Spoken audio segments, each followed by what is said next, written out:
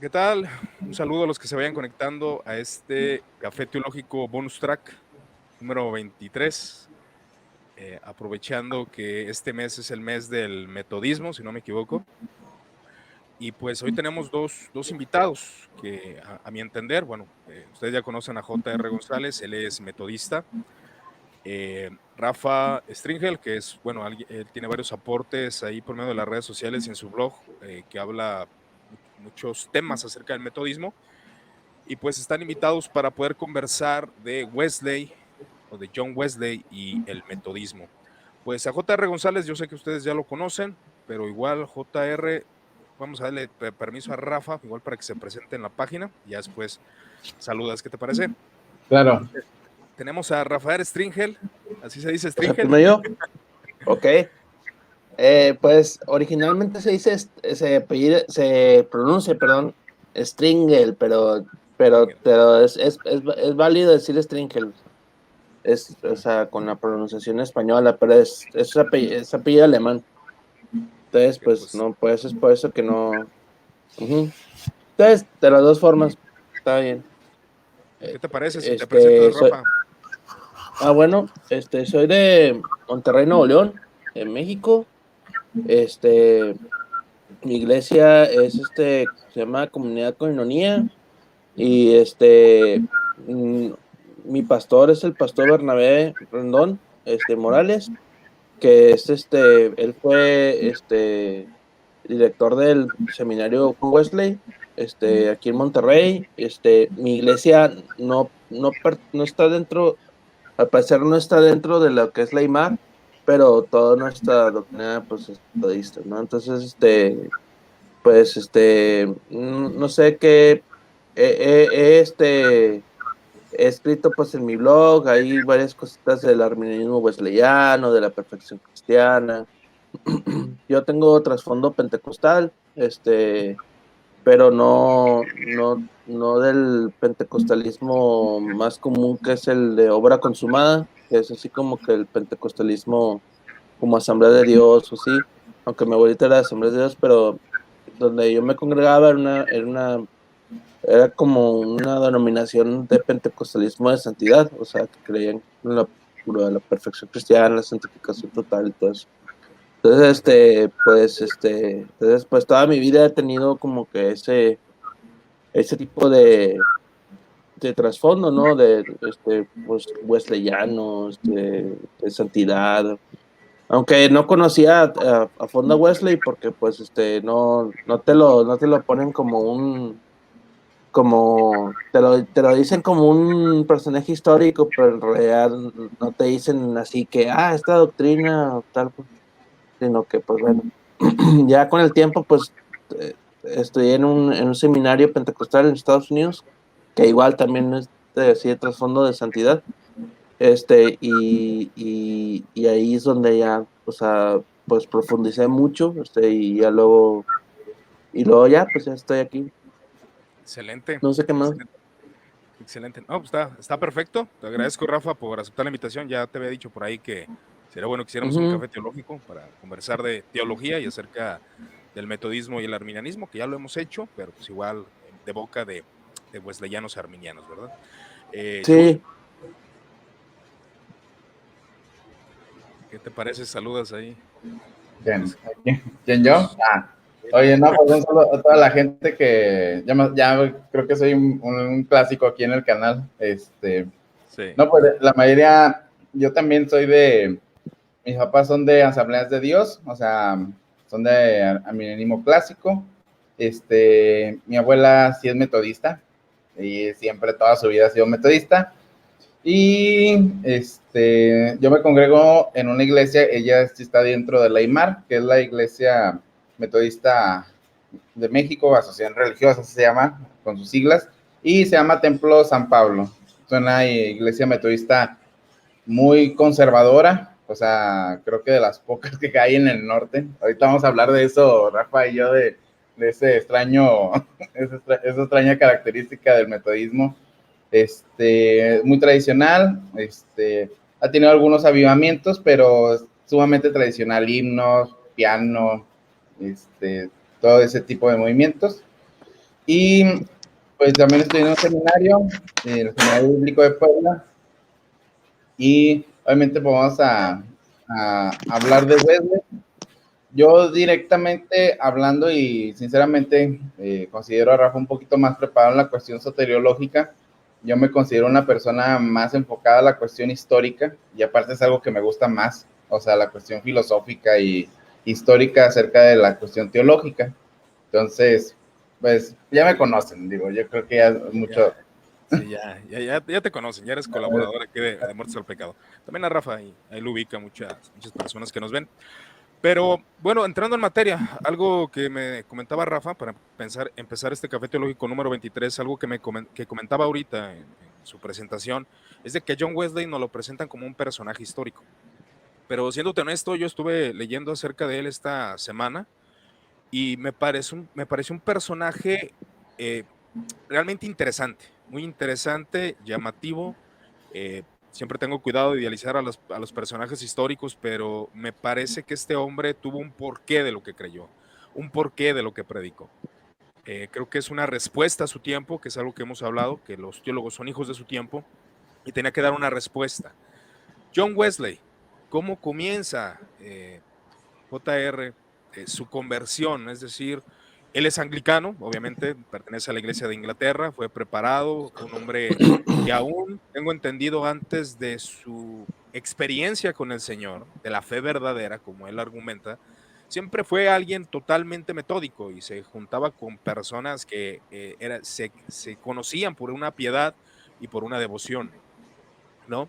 Entonces, me gustaría que nos explicaran cuál fue el proceso de John Wesley, porque él es criado bajo el seno anglicano, siempre fue anglicano, que es lo que JR siempre enfatiza, siempre fue anglicano, él no fue metodista, ese fue un movimiento que se desprende después, pero él comienza este movimiento juntamente con su hermano, Carlos Wesley, si no me equivoco, y trabajan en ello, y tuvo influencias de grandes exponentes dentro de la iglesia, de la iglesia alemana, es decir, los moravos, que vienen de John Hus, que también son personajes rotundamente llamativos en su teología y en su manera de vivir el cristianismo, que influenciaron un poco, bueno, no un poco, influenciaron demasiado en Wesley, pero hubo un tiempo en que no. ¿Cómo fue esta experiencia religiosa? El teólogo de la experiencia, ya habíamos hablado acerca de él y habíamos usado ese término. ¿Cómo empezó él a reconocer su fe verdadera o aún cómo fue instruido antes de ello? JR. Bueno, yo quisiera nomás como que comentar y obviamente dentro de la cuestión de la investigación, tenemos que tomar en cuenta toda la cuestión histórica que está influida en las personas que convergen.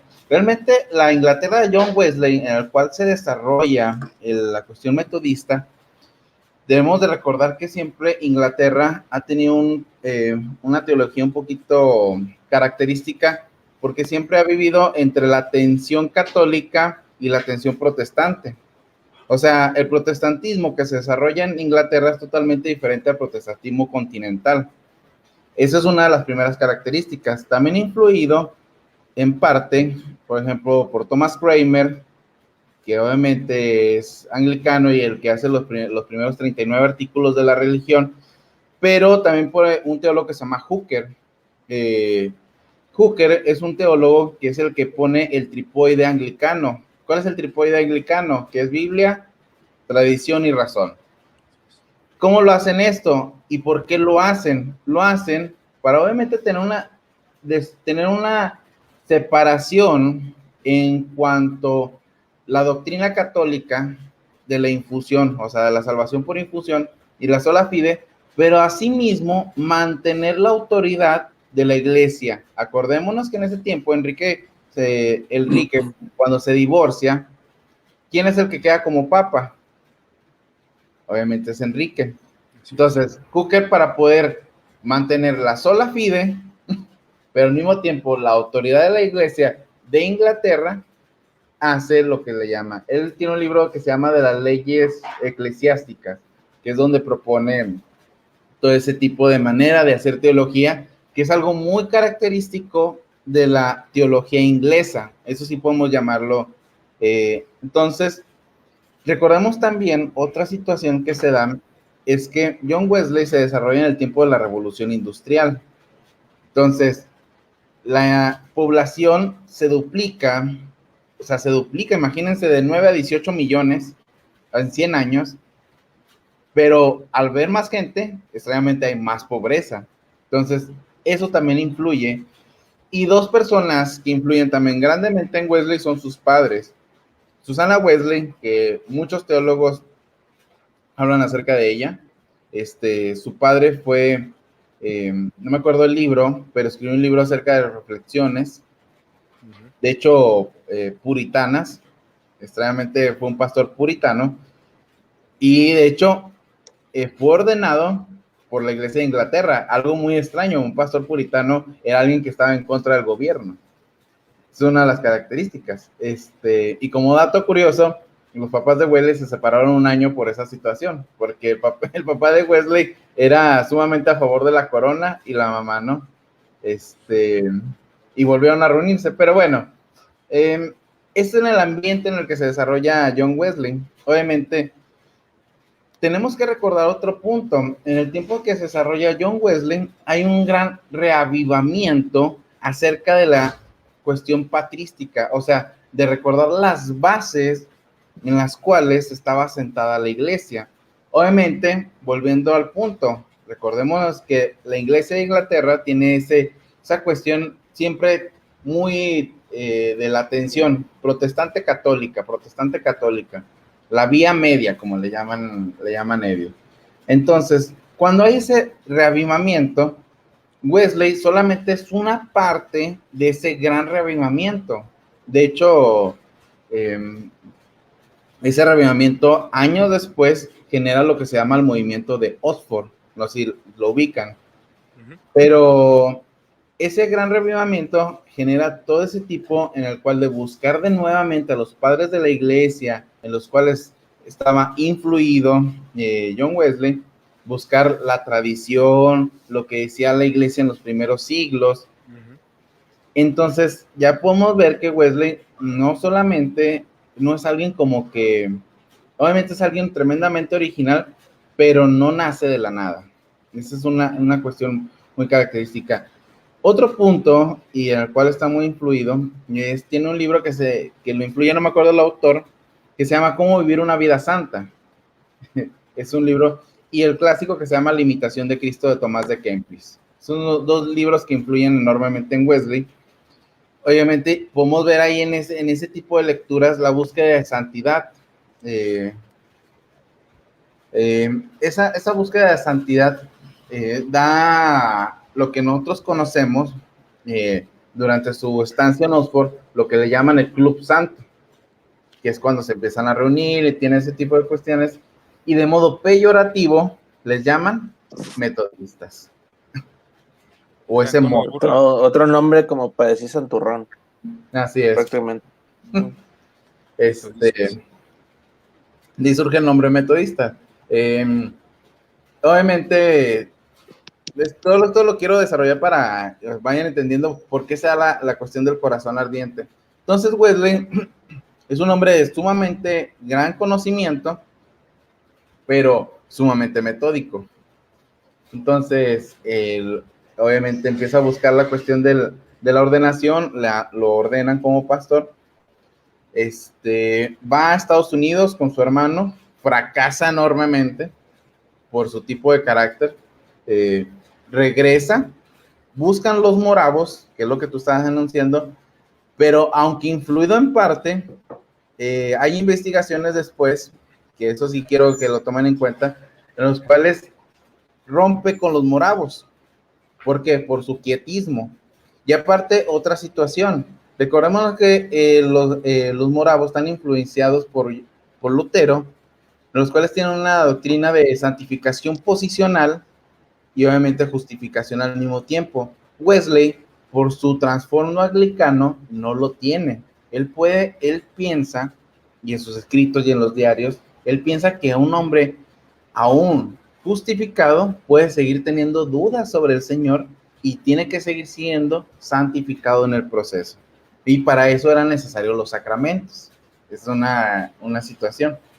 Ahora, Interesante. se pelea con los moravos, porque de hecho se pelea con todos Wesley, o sea, de hecho no era un hombre muy pacífico. No, era bravo. Era bravo, ahorita que hablemos de Whitfield. Era sumamente inquieto Wesley.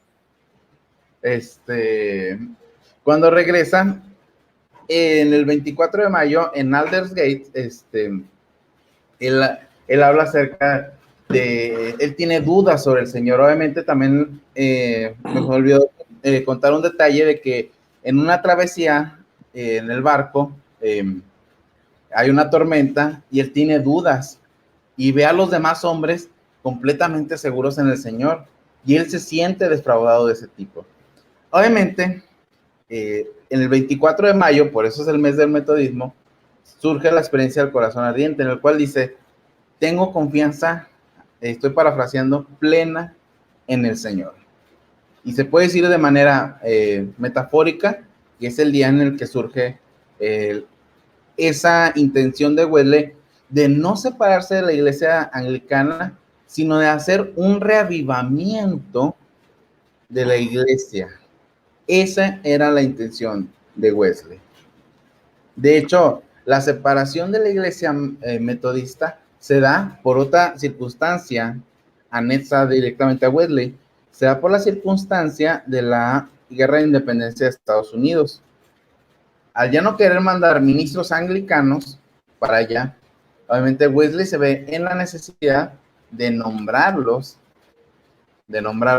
para que puedan dar los sacramentos. Y obviamente la iglesia anglicana no permite ese tipo de situaciones y ahí es donde se genera el rompimiento. Ahí es cuando ya se separa esta iglesia, ¿no?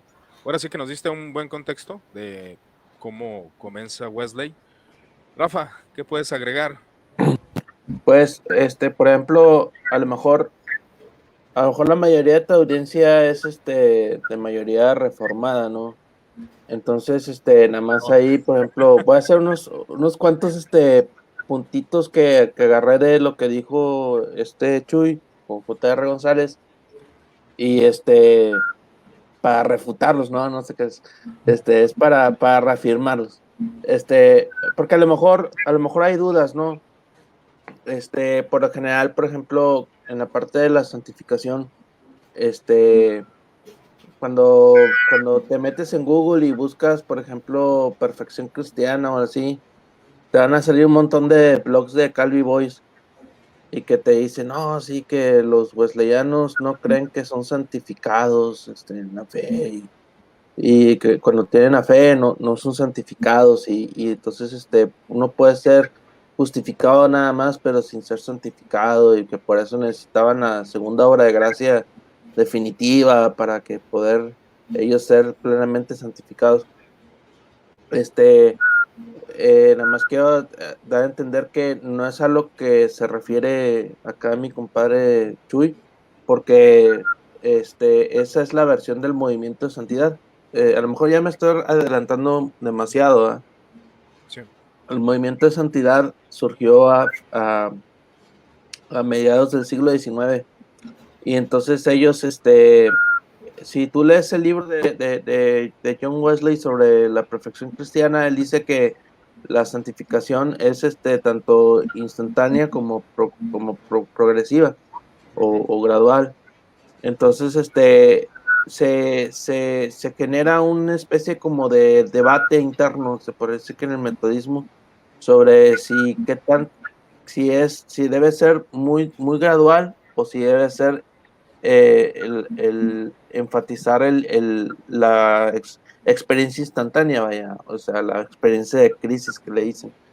Entonces, los de santidad fueron una como reavivamiento dentro de los metodistas gringos y ellos decían que ellos empezaron a ir hacia el lado de la erradicación de la naturaleza pecaminosa, algo que Wesley no, él decía que pues la perfección cristiana pues es como una infusión del amor de Dios, una sinceridad completa, una piedad completa, pero no era así como que, ¡pum!, que de repente ya no ibas a pecar y jamás ibas a volver a pecar, sino que ahí dice que el hecho de que alguien cristiano sea perfecto, pues no lo exime de tener una vida vigilante. Entonces, ¿por qué? Porque hay tentaciones, todavía hay tentaciones de fuera que si el cristiano descuida, puede caer, incluso hasta apostatar.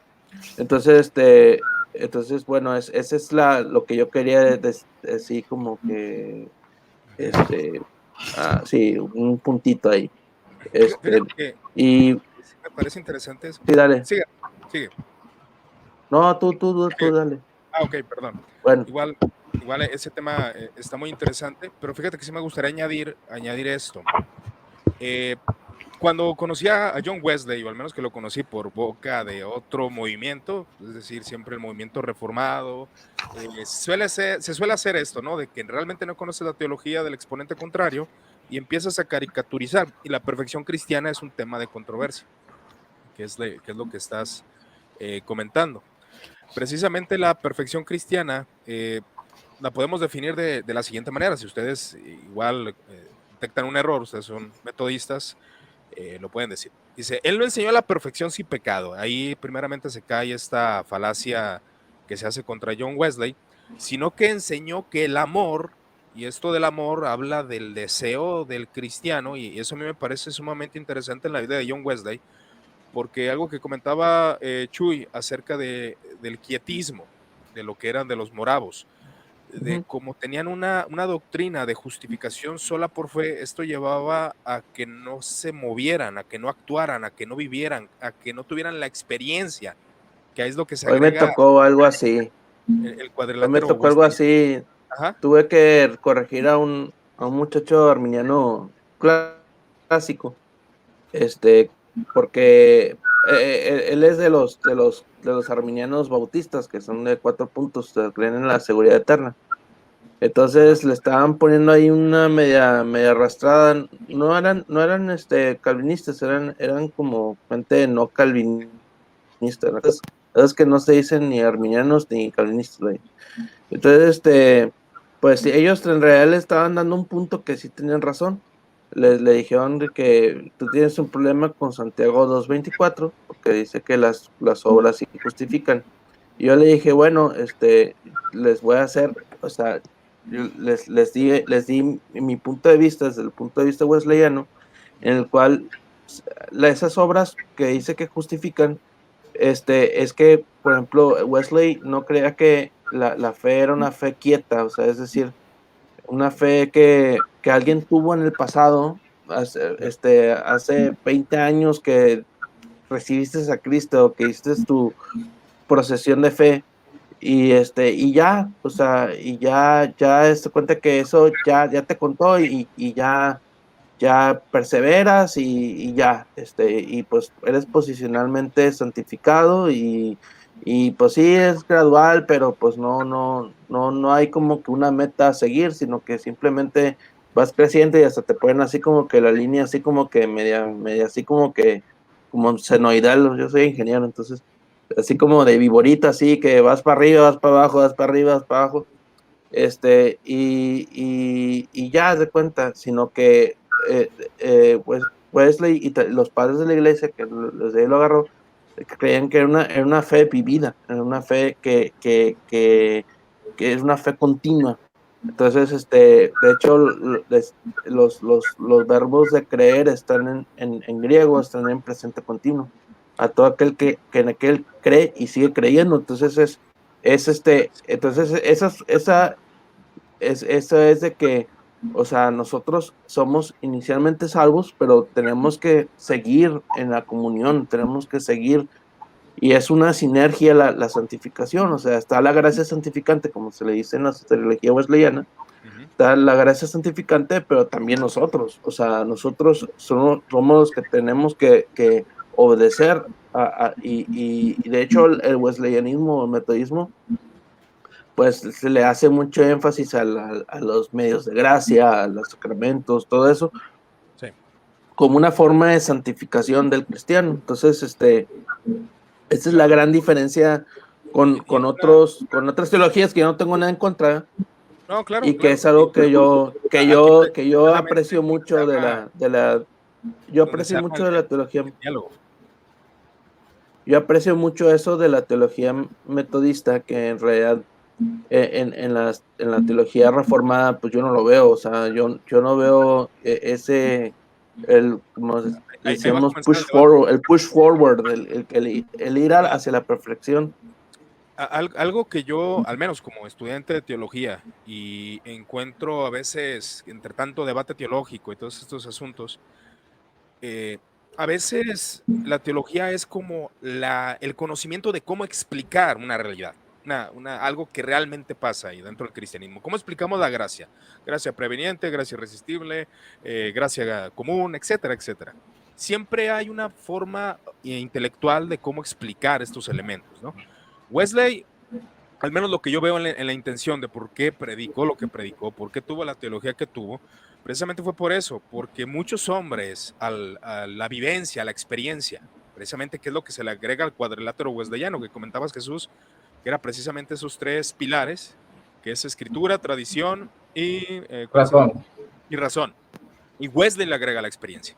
¿Por qué? Porque obviamente habrá un luterano que crea en la justificación, ahora que lo que decías de la teología reformada, Calvino explicaba perfectamente que los sacramentos eran medios de gracia.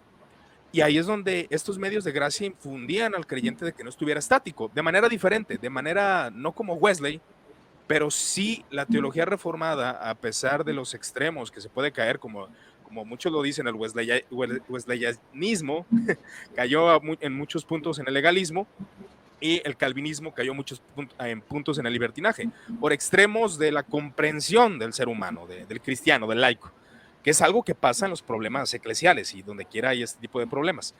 Pero algo que a mí me gustó referente a esto de lo que Wesley afirmaba es de que es una transformación motivadora, y es precisamente el mensaje de Wesley, que por medio del amor, por el amor que tenemos, debemos de obrar, debemos de caminar, debemos de hacer. Y ese fue el énfasis de la vida cristiana en Wesley. Tomando este punto de los medios de gracia, igual ahorita te doy la palabra, Jesús, Sí. cuando los moravos, había un moravo que prohibía, no, los sacramentos solamente son para creyentes, son para gente que ya haya experimentado la fe. Y Wesley no estaba en acuerdo con eso. Igual me corrigen si estoy en un error. Wesley decía que era necesario que los hombres probaran los sacramentos porque era un medio de gracia el cual podía llevarlos a la salvación. O sea, no le prohibía los sacramentos a la gente común o a la gente que tal vez no tuviera una fe segura, porque Pues hasta para la él... fecha, en la iglesia metodista, la Santa Cena es abierta. O sea, no es como por ejemplo, el bautista, que por ejemplo, que dice, no, nada más es para, incluso yo he ido a iglesias bautistas que nada más se la dan. Un día me invitaron a mi mamá y a mí a cantar, porque también soy de familia de músicos, y entonces nos invitaron a cantar unos himnos a una iglesia bautista que está aquí como 4 cuadras de mi casa. Y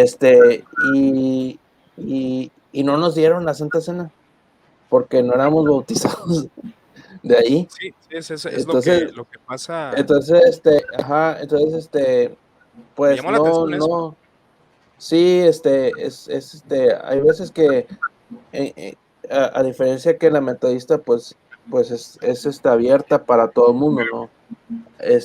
Ahí de repente entran debates de que, oye, pues, entonces, ¿qué haces con los versículos que dice qué pasa con el que come la cena del Señor indignamente, ¿no? Entonces, cosas así. Pero bueno, eso se lo dejo aquí a mi compañero JR. JR, referente a los sacramentos, ¿qué podrías decir cómo Wesley los veía? Bueno, primero debemos de entender, otra vez volviendo al punto, si queremos entender la teología de Wesleyana, tenemos que entender la cuestión de Wesley en el anglicanismo. En el anglicanismo, y como una perspectiva, los anglicanos, nada más como tenerlo en cuenta, y eso es bien interesante, los anglicanos, originalmente los de baja iglesia, y esa era la intención de Thomas Clermont, son un tipo de son reformados, o sea, tienen un tipo de cuestión de reformada. Por eso, también los metodistas tenemos algo que se llama teología del pacto. O sea, nosotros manejamos también una teología del pacto. Y esto hace, al igual que los anglicanos y al igual que los reformados, no sé cómo lo tome Calvino, pero Wesley considera que los sacramentos obviamente es un medio de gracia que ayuda hasta para la conversión de la gente.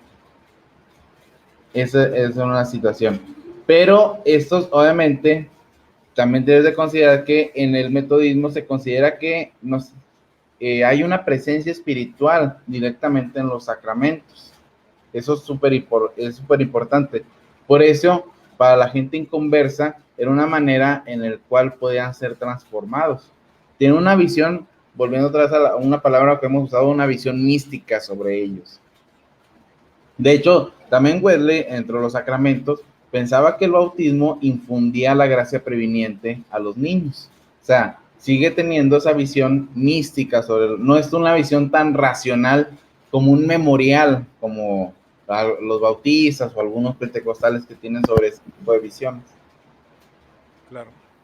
Sí, a mí me parece muy llamativo y creo que la visión de los sacramentos es un poco parecida a lo que Juan Calvino también expone al ser bautizado el bebé, puede la gracia irle llevando hasta esa conversión y regeneración que para ellos es un misterio. Entonces, no veo mucha diferencia, aunque sí las hay, sí hay ciertos aspectos diferentes, pero algo que me agrada de Wesley es de que siempre decía, si tú bautizas infantes, o yo bautizo infantes y lo creo, es algo mío y voy a trabajar con eso y voy a vivir con eso, pero no me pidas debatir contigo estos temas. O sea, Wesley evitaba el debate, pero algo que Wesley se le es muy reconocido y aún su padre, me agradó ver lo que creía referente al monacato.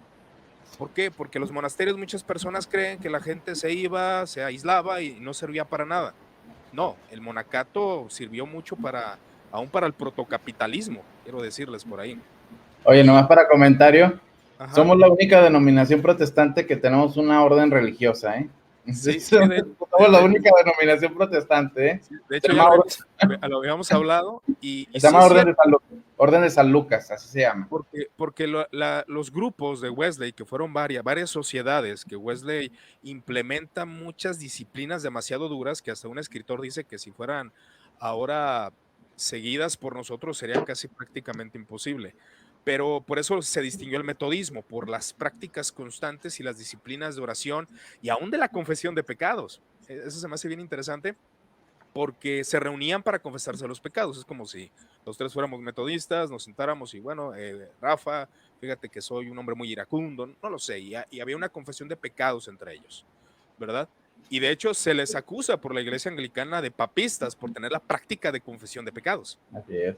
Entonces la iglesia, Wesley lo afirma, los padres de la iglesia, podemos ver esto aún en la carta de Santiago, referente a la confesión. Wesley tenía muchas prácticas que son muy llamativas y también por la influencia que tuvo de los padres del desierto, aún del montanismo. Él dice, yo no sé por qué se le acusó a Montano de hereje, si yo veo que realmente era un hombre de santidad y de vida, y de hecho un escritor afirma que se comparaba con los montanistas, de tener esa práctica vivencial y de ayuda a los pobres, que Wesley iba a las minas, que fue cuando la revolución industrial comenzó, y predicaba a los mineros. Y los mineros ponían atención. Una vez creo que predicó con 20,000 personas o hasta más. Sí. Y se molestaba la iglesia anglicana porque decía, le estás quitando el tiempo de trabajo a los obreros por estar predicando en las minas. Eso no está bien, es algo imprudente. Y Wesley se le caracteriza por algo imprudente. De hecho, se le llama de las disciplinas, Chuy. Bueno, como comentario, a Wesley se le llamaba también entusiasta, ¿eh? Entusiasta era una manera de llamar a alguien como que demasiado irracional y emocional. Sí, de hecho, perdón, no, tú dale. Bueno, nomás como comentar, Wesley sí fue una persona dura, o sea, dentro de sus situaciones que tiene, es una persona sumamente disciplinada. Podemos ver en sus diarios, decía, yo no me puedo levantar, yo me tengo que levantar antes de los pájaros porque no puedo permitir que los pájaros le adoren primero a Dios que yo. O sea, era algo así como que, yo me quedo dormido, ¿verdad? Se levanta a las 5 de la mañana ahorita. Pero Sí, era un hombre sumamente disciplinado, ¿verdad? Recordemos que estudiaba griego, Hebreo, alemán, todo, y lo tradujo. matemáticas, De biología.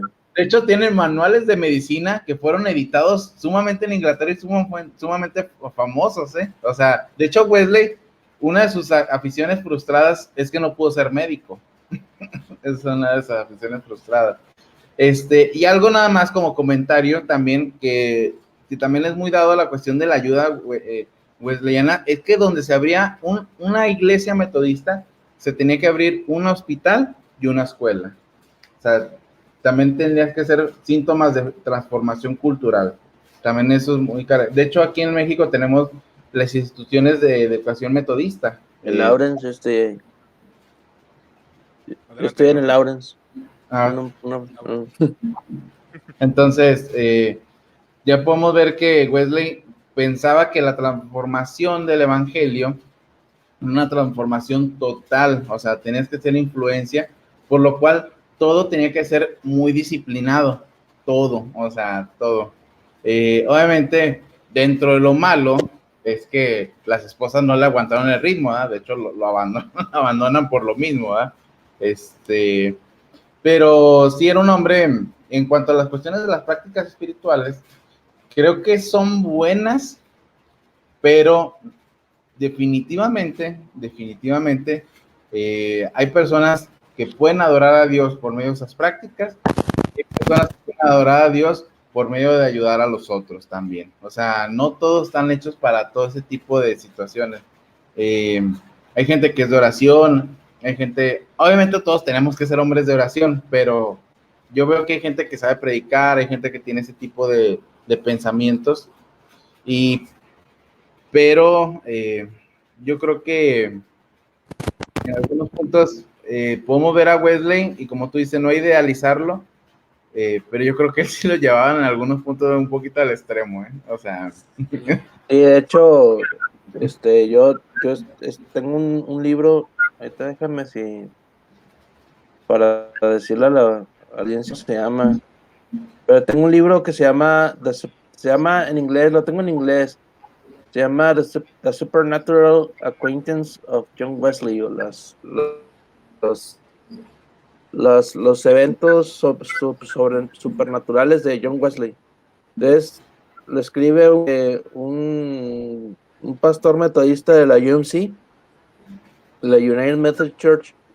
Si el cuate empieza en su prólogo y dice, no, pues de que cuando estás en el seminario, los pastores tienen que leer todos los diarios, los sermones y todas las obras de Wesley tienen que leer de pie a pa.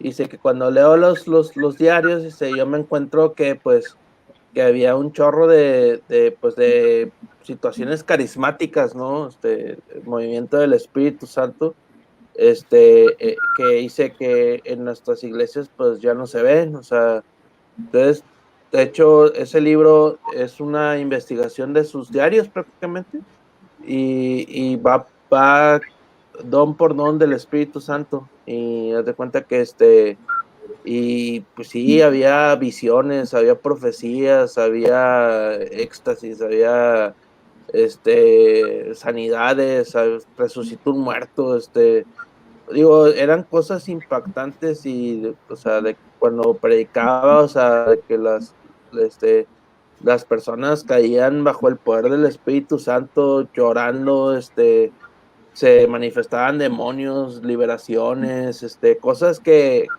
pues dices, oye, pues este cuate era no sé, el pentecostal de la época, ¿no? Todas menos las lenguas, que él nunca habló en lenguas, pero él decía que pues que no decía que habían cesado, ¿no? Y y pues lastimosamente en las iglesias conservadoras, se tiende mucho al cesacionismo. Incluso mucha gente es bien fan de MacArthur, y es neta, sí, hasta en inglés, No, sí es cierto. Sí, es Ustedes neta. dos son continuistas, ¿verdad? ¿Mande? Ustedes dos son O s- continuistas, tú y yo Omega. sí, o sea, pero no carismáticos. Es que, Yo sí me sí, desmayo, es que, ¿mande? Yo sí me desmayo, ya hablo lenguas angelicales. No, yo Hola, también, lenguas pero, aztecas aquí. no, yo también, no, de hecho yo soy un híbrido, o sea, mi espiritualidad es un híbrido entre pentecostal y yo crecí en el pentecostalismo y creo que eso nunca se te va a quitar. O sea, yo crecí en el pentecostalismo pero por el pentecostalismo es santidad, ¿no? Entonces, por eso cuando entro a la iglesia metodista y empiezo a indagar, empecé a indagar por mí mismo la doctrina, y vi que pues no era muy diferente a lo que me habían enseñado desde siempre, ¿no? Simplemente, solamente como que me encarnó, de nuevo, ¿no? Eh, la doctrina donde venía, pues estaba un poquito extrema en algunos puntos y a mí lo que me pasó fue que me equilibró, ¿no? Y entonces, sí, pero la cosa es que, por ejemplo, aquí en el norte de México, la mayoría de las iglesias metodistas son carismáticas. De hecho, unas tías mías estuvieron, o sea, cuando empezó el movimiento carismático en la iglesia metodista, fueron así de lleno, ¿no? Hasta fueron así como que de los miembros fundadores de una denominación carismática que es muy grande aquí en mi ciudad, Pues ahora sí que los que latinoamericanos salió. responden eso, ¿no? Porque la ¿Mande? mayoría, digo, la mayoría de cristianos que conozco empezaron pentecostales. Empezaron Sí, sí. pentecostales, ya después migraron No, a pero otra aquí lo que pasó es que la mayoría de las iglesias metodistas eran conservadoras. ah, Entonces, aquí en el norte empezó un movimiento carismático dentro de la iglesia metodista. Lo que pasa es que ahorita ya es pues, espero que no me den un coscorrón, pero por ejemplo entras a iglesias metodistas y pues ya no tiene nada de metodista, o sea, de cuenta que ahí tienen danzoras y fíjate, agregando un sí, comentario, sí, sí, o sea, cuenta te que, interrumpa. Mira, y digo, yo como pentecostal, o sea, ajá. de antaño, o sea, pentecostal clásico, muchas de las cosas que hacen ahí, para mí es extremo, o sea, para mí eso de cuenta como, ¿sabes qué, man? Yo a eso no le entro, que activaciones proféticas y que acto profético y que qué sé qué, ¿sabes qué, man? Yo a eso y no le entro. Eso, Es que curiosamente, es algo que yo he visto experiencialmente. Iglesias metodistas, iglesias luteranas, iglesias bautistas Todas, generales, todas. todas han sido influidas por la cuestión carismática. Carismática. Bueno, solo como comentario, o sea, lo estaba platicando aquí con un miembro de la iglesia y me estaba platicando que sí, ha habido dos renovaciones o movimientos carismáticos dentro de la iglesia metodista. Uno fue en el 79, eh, que fue el primero que se dio, Ujú. y obviamente uno fue en el 91. Eso fueron como que los dos grandes movimientos. De ahí como que muchas iglesias metodistas tomaron ese tipo de prácticas o las añejaron para sí mismos, en parte dado por el crecimiento que yo daba, porque quieras o no, pues llama la atención, es algo que quieras o no llama la atención. Eh, Ahora, es difícil, por ejemplo, la iglesia donde yo estoy es conservadora, ya lo estaba comentando, pero hay un culto, que es el culto de mediodía, donde sí, no ponen bandera ni nada de eso, pero sí hay alabanzas pentecostales. O sea, sí está como que esa dualidad. Ahora, en el sur del metodismo sí son muy tradicionales, eso sí, en su liturgia sí son muy tradicionales.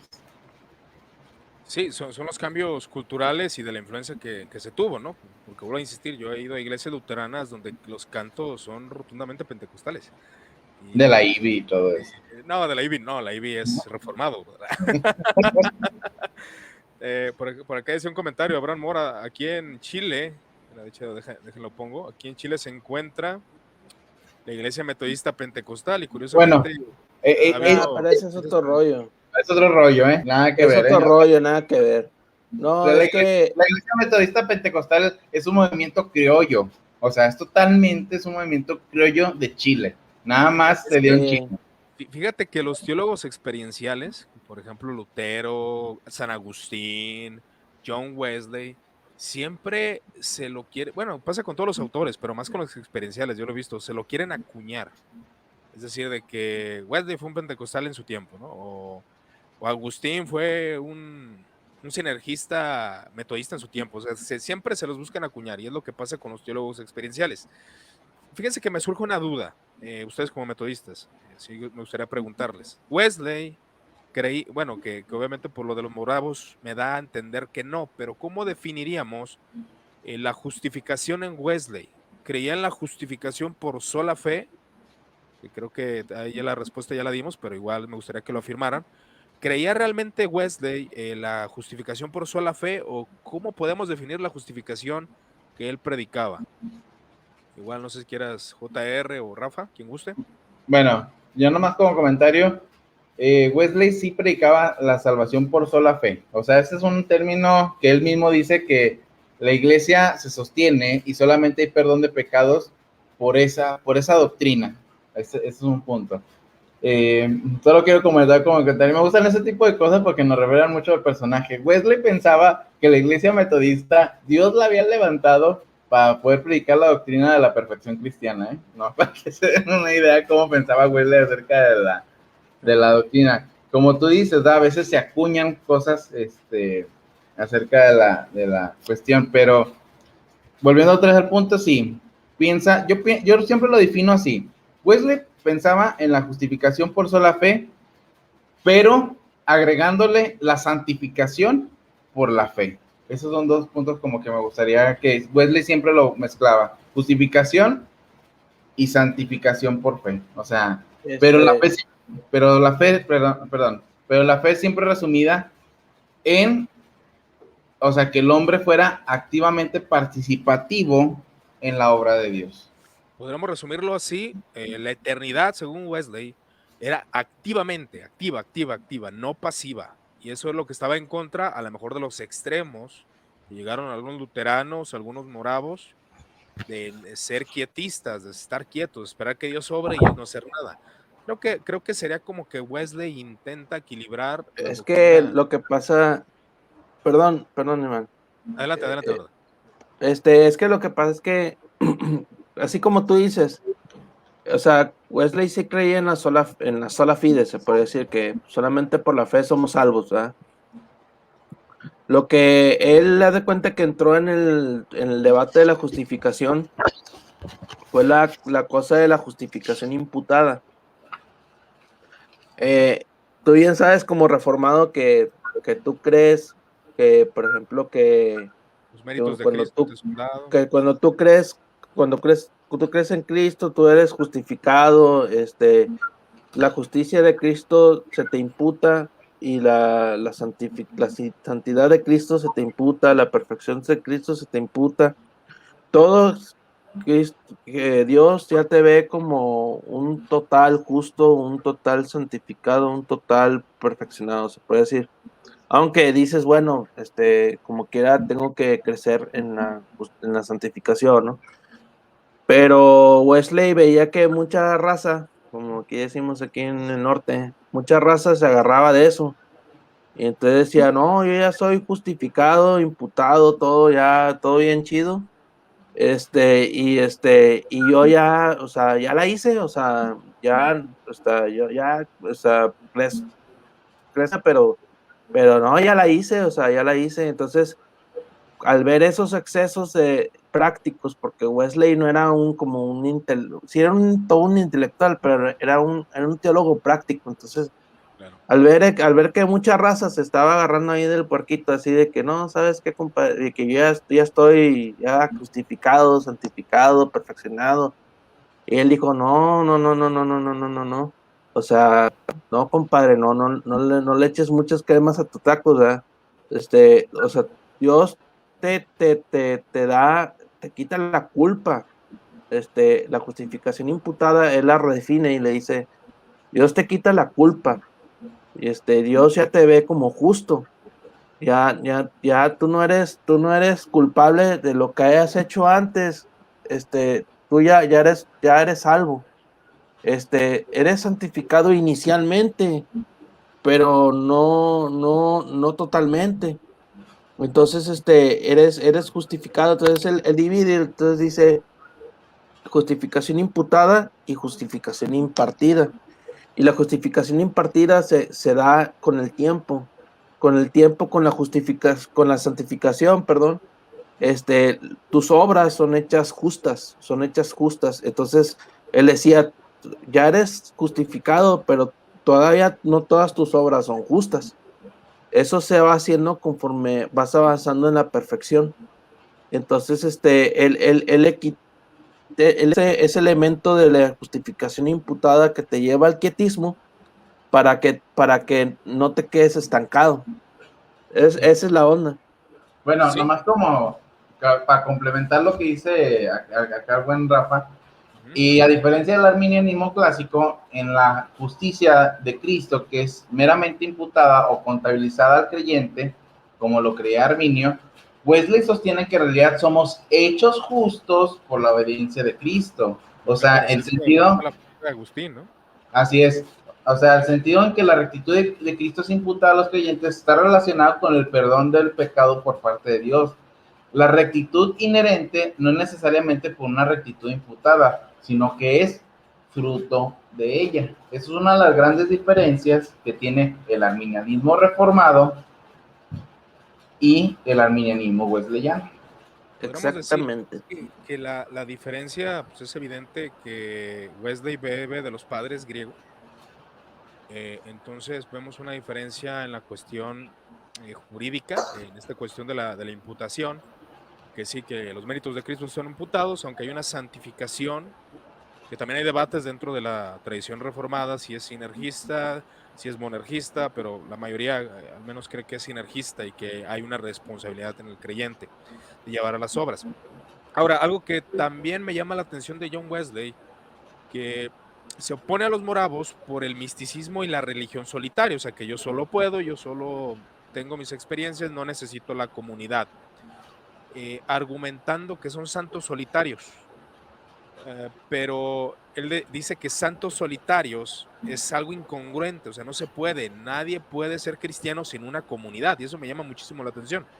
Eso se llama evangelio social. Exactamente. Entonces él Santidad dice, es social. incongruente que haya cristianos solitarios. A mí me parece un excelente principio por la necesidad de la comunidad y por el énfasis que le hacía a la iglesia y aún al Día del Señor, porque él castigaba a aquellos que no guardaran el Día del Señor correctamente. Ahora, él decía que era como adúlteros santos decir que hay un cristianismo solitario.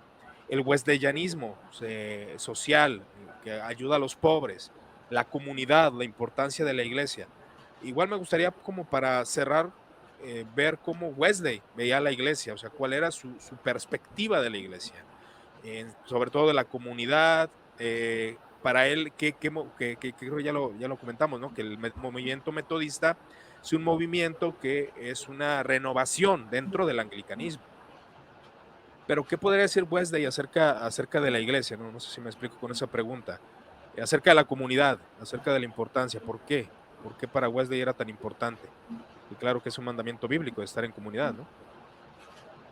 Bueno, nomás como comentario, y quiero nomás tenerlo en cuenta, y explicando lo que hemos estado diciendo, Wesley se consideraba anglicano, como hemos estado repitiendo, pero asimismo, él considera, y, ¿cómo puedo decir para las palabras? Pero él toma lo bueno de cada época, o sea, lo bueno de cada época. Él así considera la cuestión de la Iglesia Universal.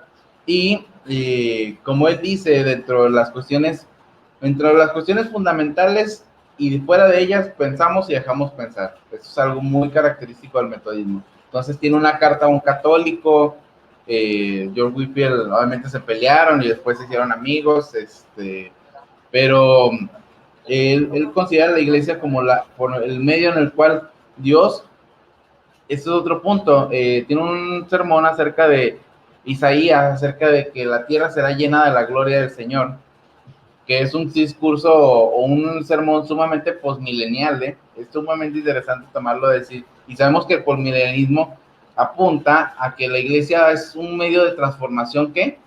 Social dentro de la cultura. Esa es la manera en que John Wesley desarrolla su perspectiva eclesiástica. Por eso, al punto que está diciendo, siempre que se abría una iglesia metodista, se abría una escuela y un hospital. Y también, nomás para que lo consideres, el Ejército de Salvación, que es un movimiento también metodista que ayuda a niños abandonados.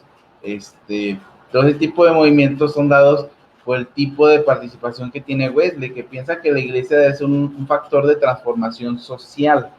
De hecho, el Salvation Army se hizo, perdón, es que si no se me va. No, sí. Dale. De hecho, el Salvation Army se da porque Booth, el que lo era un maestro de Biblia, y dicen que era muy bueno el cuate, y entonces él veía que esa acción social y el predicar en las calles ya se había perdido en la iglesia metodista. Entonces, lo que él dice es que no, es que yo quiero estar en la calle. Y entonces le dije, no, tu lugar es en enseñanza. Regresa a enseñar. Entonces él se revela, se podría decir, y ya nace el Salvation Army o el Ejército de Salvación. Pero ese es fíjate que no conozco, ¿cómo se llama el sermón ese? Luego lo leo. A ver, ahorita lo... Vale, el de la Isaías, ahorita ahí lo El de tengo. la gloria. Isaías. Bueno, ahorita me dices. Pero, ¿cómo se llama? Todo eso, lo social, pues, es lo que caracteriza al metodismo. Pero siempre hay que verlo desde esta perspectiva. O sea, la santidad social, es un reflejo de la perfección.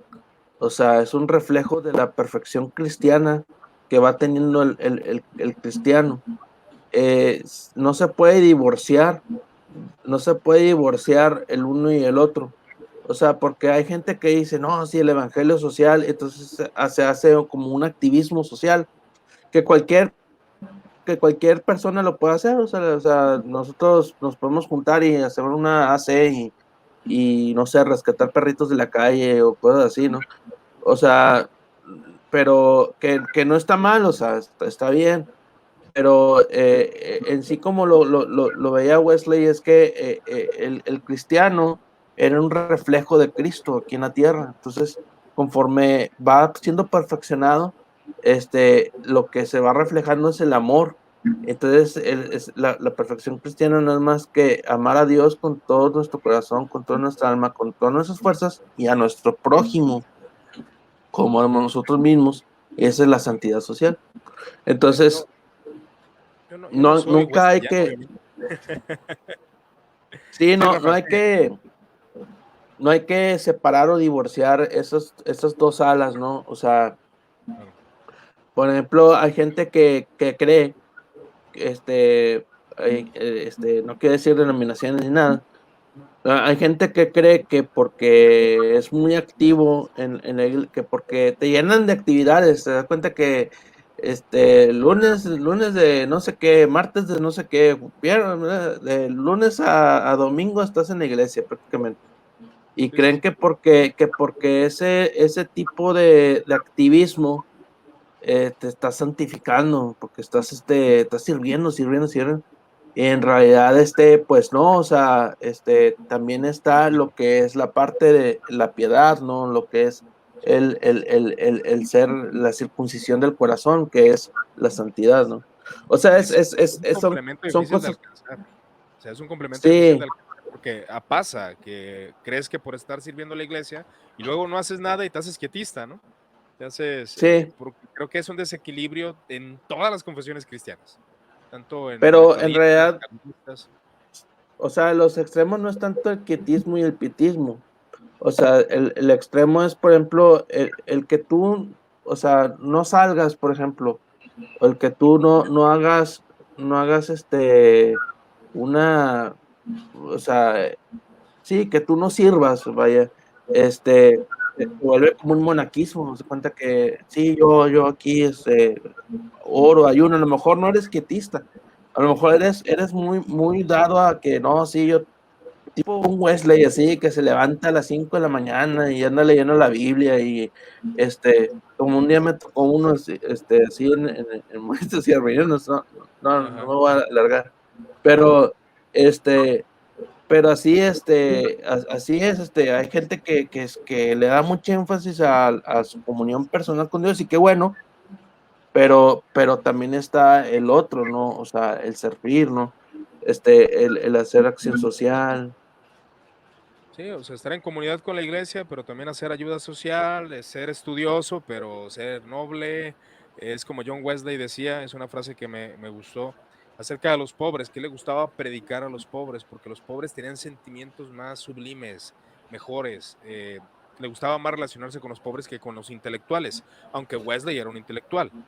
¿Por qué? Por lo desabrido muchas veces del intelectualismo. Entonces, el intelectualismo cae en desequilibrio, aunque no le gusta esa palabra a un amigo, pero no llenamos el complemento. Y al menos Wesley, en su experiencia como cristiano, él intenta contrarrestar esa falta de movimiento de muchos cristianos que por la fe ya son justificados, ya no voy a hacer nada, ya no voy a hacer obras. Entonces para él era importante que se hicieran esas obras y más cuando hay una perfección cristiana. No vamos a ser perfectos totalmente, pero hay que alcanzarla, hay que buscarla por el amor que le Sí, tenemos a Cristo, no hay que quedarnos quietos, ¿no? Es muy interesante la vida de Wesley y analizarla, obviamente, pues no podemos hablar de todo, pero por algo quedó en la historia John Wesley como un hombre bastante celoso, un predicador de las calles, alguien que ayudó a los pobres, alguien que benefició a muchos en su sociedad, fue realmente alguien influyente en muchos aspectos, ¿no? Y por eso ha quedado en la historia el famoso John Wesley. No sé si quieran dar unas palabras finales, JR. Bueno, yo creo que, y algo que nos faltó últimamente por comentar, es que una de las situaciones en las cuales siempre se desarrolla la teología wesleyana y tiene un poquito de diferencia a algunas otras denominaciones protestantes, es la singular, o sea, la singular atención que ponía Wesley acerca de los padres de la iglesia. De hecho, a diferencia de hecho, San Agustín no es uno de sus teólogos preferidos. De hecho, casi no lo nombra en sus comentarios, sí, en sus sermones. Eh, pero Albert Adler, un estudioso, que es el que realmente hace el término cuadrilátero wesleyano, porque el cuadrilátero wesleyano nunca lo usó Wesley, eso hay que ser completamente honestos. Pero él Adler, nunca sistematizó su teología. así es, Este, pero decía Adler algo muy interesante y él lo tomaba mucho en algo. Él decía que realmente la teología de Wesley está muy influenciada por la teología de la recapitulación, directamente de, ¿cómo se llama? ¿Cómo se llama? De Atanasio, Atanasio. directamente. Entonces, Muy interesante. Atanasio conjuga lo mejor de Occidente y Oriente y no tiene una visión tan negativa acerca del ser humano. Por eso, esa idea de Wesley de transformación, de que, acuérdense que la teología de Atanasio se toma del capítulo de Efesios, en el cual de Efesios 1:10, en el cual todo va a ser para el Señor, todo será transformado para el Señor. Y yo creo que ese tipo de pensamiento es algo que debemos de volver a retomar, que la iglesia como tal, como cuerpo de Cristo, sea otra vez, en vez de alejarse de la cultura, centrarse en ella y poder volver a ser una fuente de transformación y que la gente pueda ver a los cristianos así como lo hacían antes, aquellos que eran diferentes y que trastornaban. Creo que es algo que podemos volver a tomar.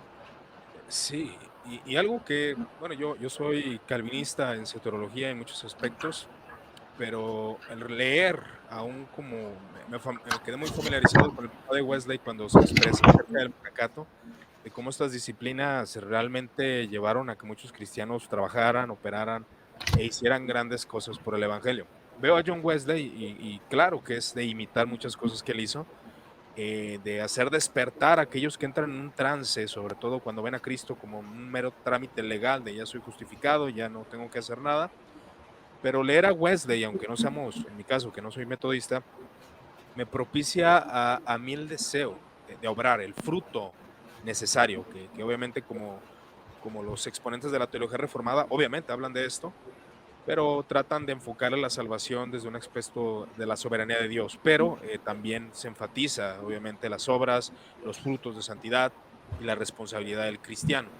Así que eh, Wesley nos enseña que debemos de ser activos, no pasivos, movernos, trabajar, ayudar al pobre, ayudar a la viuda, ayudar al huérfano y predicar el evangelio a los pobres, a los ricos, a quien sea, en cualquier momento y en cualquier tiempo. Rafa, ¿algunas palabras finales que quieras dar?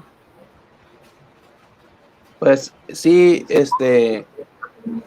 así, voy a tomar un poquito, por ejemplo, lo de la teología de la transformación de Wesley, ¿no? Sí. Hay que verlo desde un punto de vista,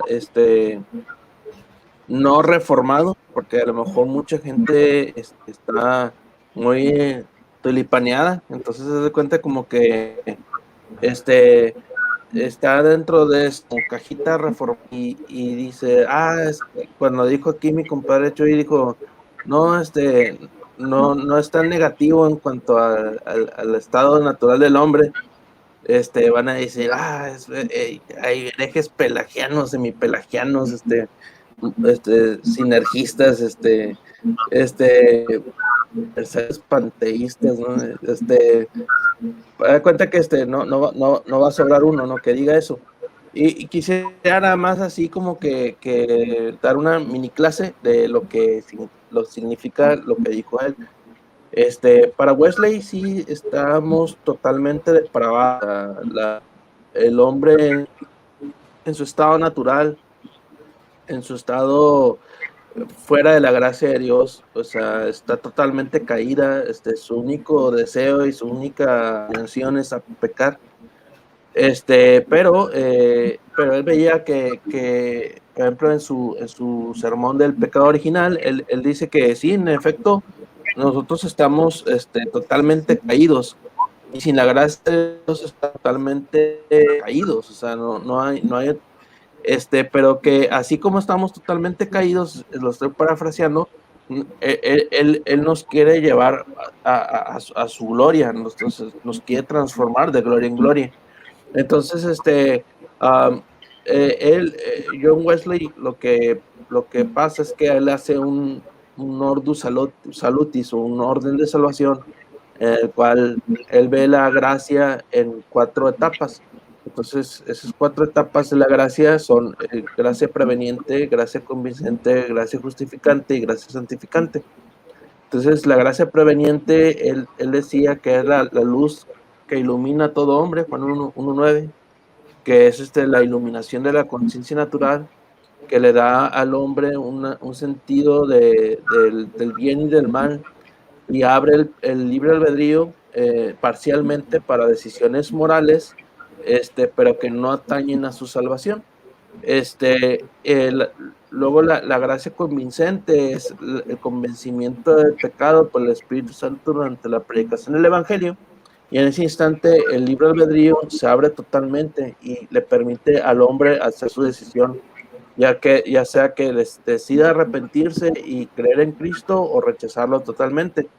Y luego la gracia justificante, que es cuando nos declara justos, se nos declara justos, inicialmente santificados, y las gracias santificantes desde la santificación inicial hasta la glorificación.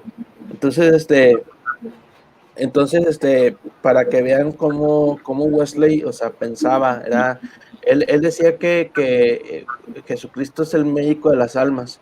Y entonces lo que él hace es una terapia del alma, es una terapia que transforma totalmente el alma.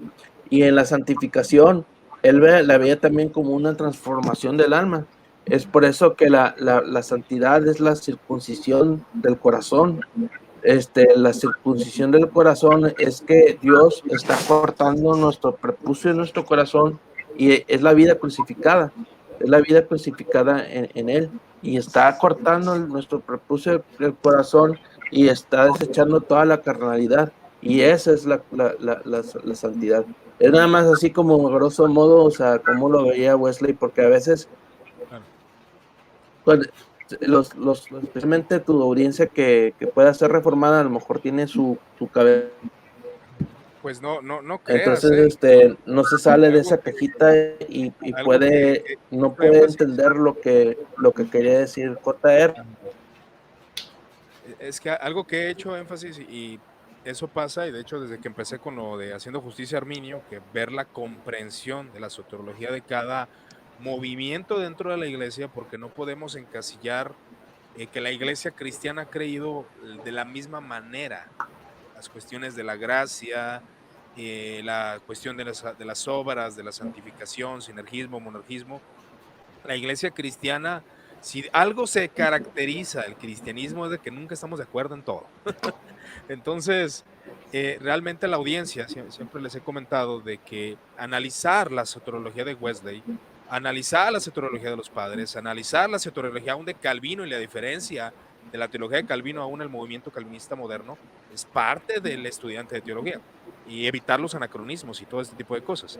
Entonces, es muy interesante lo que dices, porque eso es de entender por qué motivo Wesley creía lo que creía. ¿De quién bebía? ¿De qué maestros?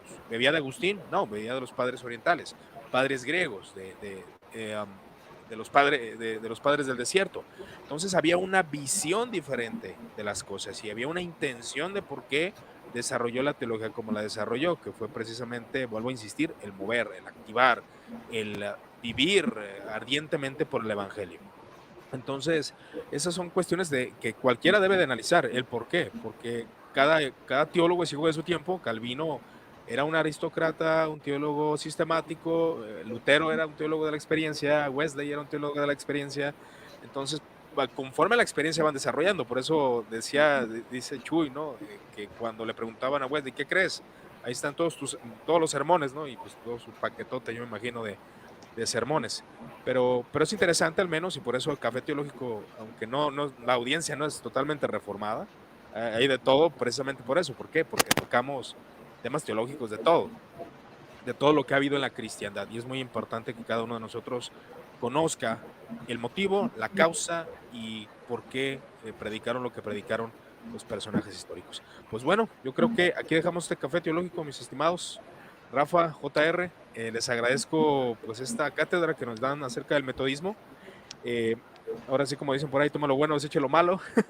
Pero siempre, siempre, siempre, de cualquier movimiento que usted analice, si va analizándolo con un corazón abierto, va a encontrar cosas de riqueza. Leer a Tomás de Kempis, que es católico, o leer a Santo Tomás de Aquino, leer a los padres del desierto, leer al que desarrolló lo que es el monacato, a los benedictinos o a San Francisco de Asís, siempre, siempre se va a llevar una enseñanza que lo puede enriquecer. Pues muchas gracias a todos los que estuvieron conectados, les agradezco su amable atención, pues nos pedimos que Dios los bendiga, gracias por estar en este Café Teológico número 23, cualquier duda y comentario estamos a sus órdenes y que la gracia de Cristo esté con ustedes. Hasta luego. Vamos.